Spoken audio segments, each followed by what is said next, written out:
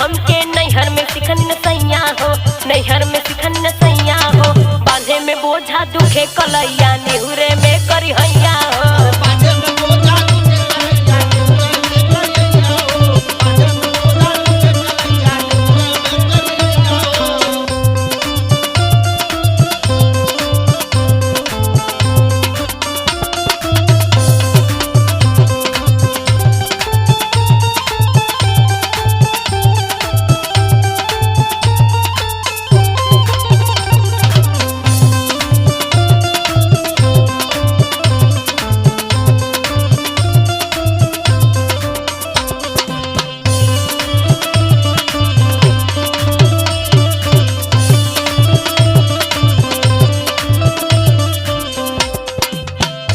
का कहलू है?